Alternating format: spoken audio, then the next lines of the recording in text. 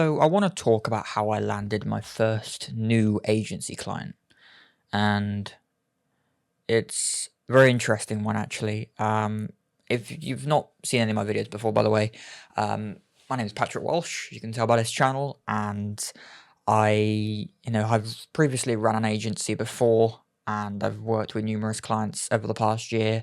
I've gone from freelancing into running an agency, worked with local clients, worked with overseas clients, worked with like a third party as well. So, I've worked with a number of different clients now over the past year, and my story basically is that I started a new agency at the end of 2023, and it's called Easy 360. And there was a lot of trying to set up the foundations to begin with and kind of work out what I really wanted it to be.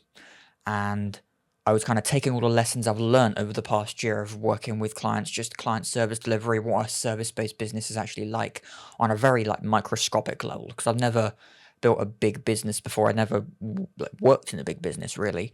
And I wanted to take all those lessons and kind of failings as well over the past, because it is especially failings at the beginning over the past year, and just put it into a brand new business that I want to, scale from the ground up.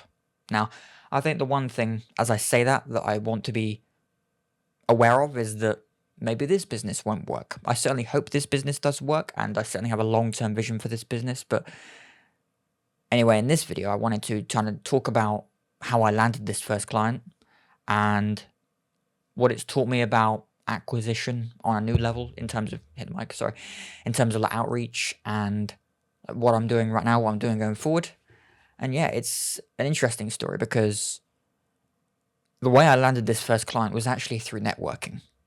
And it was kind of like over the past year, I've learned a lot more about kind of a lot of sort of spirituality concepts basically. And one of them is like synchronicities, basically like coincidences versus synchronicities.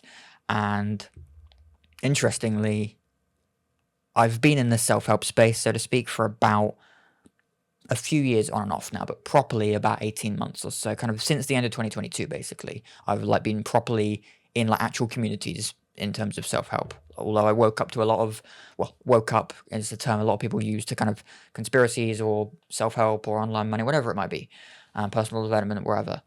I woke up to a lot of the financial side of self-help stuff in terms of how banks work, how the economy works, fractional reserve banking, all that sort of stuff, around the end of 2020 and into 2021.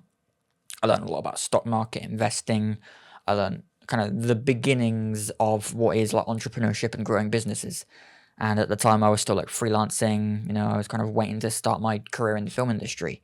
And I ended up, just over a year later, starting my own business, working with clients, basically in a service-based business as like a kind of microscopic agency, basically, and got to where I am now with this new agency as of the end of 2023. So what I find a big synchronicity for me has been the fact that I started properly outreaching around March, April this year. And I was outreaching before, but it was a bit hit and miss. It was kind of here and there. I wasn't doing it every single day from the day I started the business, or like the day I registered it from Companies House in the United Kingdom. Like the same, it's basically that in the UK, it's the way you actually register a company as a legal entity. You pay like the government the like, setup fee. And in October last year was the month I did that. And I was kind of hit and miss trying to I was mainly wanting to build this big foundation of set up the system, set up the onboarding process so that it's an as automated system as it can possibly be, have put standard operating procedures in process. And I'm glad I've got that. I've built a big foundation of what will allow me to scale. And that's fantastic. And what I wasn't focusing on, that I was very complacent about and trying to work out like what to do and when to do it, was acquisition, was outreaching, was trying to get my first client. And obviously, I was ignoring the obvious stuff about just reach out to who you know to begin with. I'd done that to a couple of different people, obviously. I'd kind of, I hadn't really told anyone but kind of close friends and family that I'd started this thing. But again, it was kind of like I had these freelance clients anyway. I'd had, service-based clients, and I was doing that. I'd had that business now. Before this one for just over a year. I'd done tiny bit freelance, working with some friends, but I I hadn't properly outreached before. I hadn't, done email campaigns. I'd been out in my local area. I'd spoke to people online in Discord servers, but I hadn't properly set up email campaigns, done daily cold calls. And so around the end of last year is when I properly started doing a little bit of cold calls, but again, not every single day.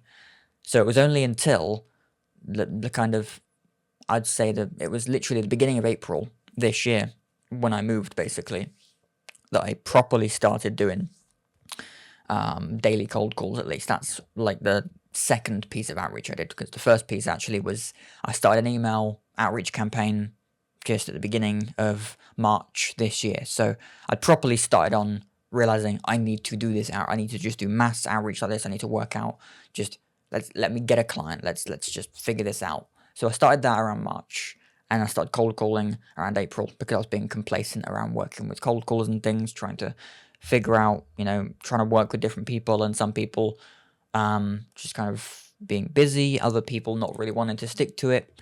And in the end, I did a lot myself, and I'm still doing it to this day. Like, I was originally doing it like 6-7 days a week, but not as good at the weekends. So ever since like basically the beginning to middle of April, I was doing that.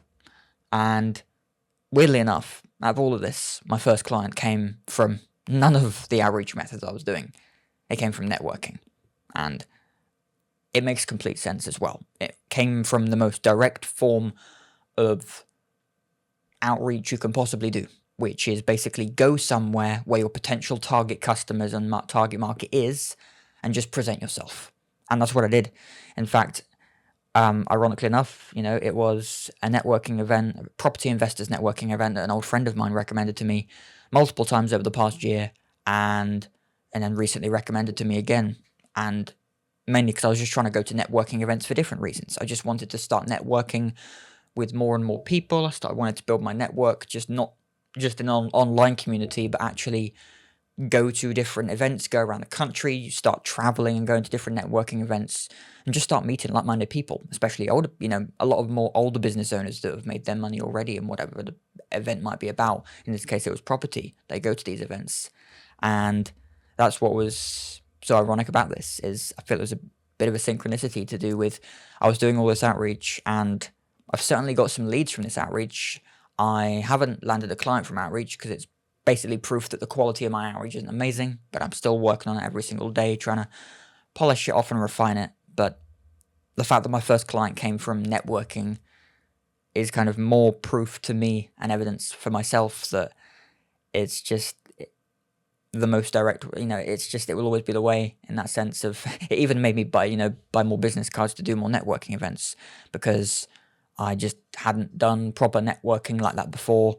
It was my biggest networking event per se, because the biggest networking events I'd done before were a local one that I actually started up with an old colleague of mine in the old town I used to live near, and I used to go to those. They were every 2 months, basically like a real local small networking event that we used to go to, and we used to even host for a while.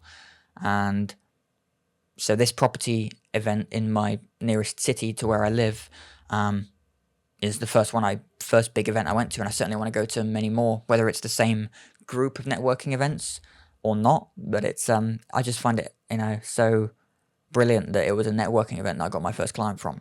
And it certainly doesn't discourage me from continuing outreach and continuing to want to land clients consistently through outreach, because I've landed many warm leads from outreach so far, and I think it's honestly just my closing skills that need a lot of work, and my ability to kind of work on the discovery part. Because a big thing I learned about kind of closing clients is all about, well, in any sales process, is about the discovery. It's not necessarily about objections and being the best objection handler, because in theory you shouldn't have to handle objections if you've perfected the discovery of figuring out what they actually want in the first place.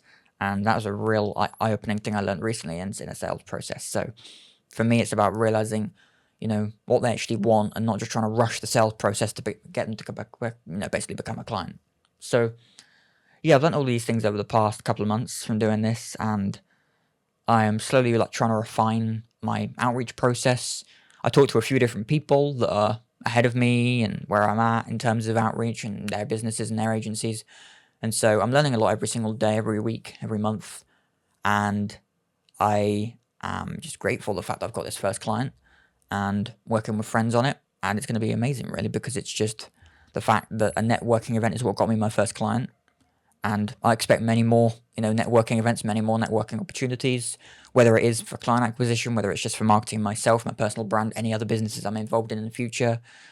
And yeah, it's fantastic. So yeah, in terms of a message for this, I guess, although this is more just like sharing a personal life update in terms of like a business life update, I think that generally, if you are an agency owner, or you're starting an agency or starting freelancing, don't underestimate the power of local networking events. Or if you can travel to a networking event, the cost of doing it. Like for me, basically the cost of fuel, £30, and the cost of the ticket, 20. So £50 total cost.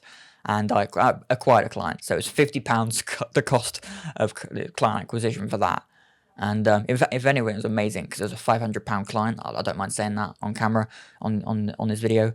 And it cost me 50. So 10x. Got 10x on my cost, which is good. Which is actually a very, very, very good cost of a client, especially considering if you put like paid ads or something or email outreach, it could cost you hundreds to acquire a client. But yeah, it's fantastic. And I think the power of networking, even if it is online, like if you find online communities, just getting yourself out there. If you're on a Discord server, if you're in a Discord community, paid or free, if you have the ability to, put stuff in your bio, promote yourself in your bio. Ultimately, your bio is like a kind of mini summarized resume, like CV if you're in the UK. It's a fantastic opportunity to be able to show yourself, show who you are, show who you are, what your business is, what you do. And it's fantastic. And then, of course, just always optimizing your outreach to be as efficient and as effective as possible. But yeah, a little life update from me. Different kind of video, but yeah, hope you've enjoyed it. And thanks for watching. See you in the next one. Bye-bye.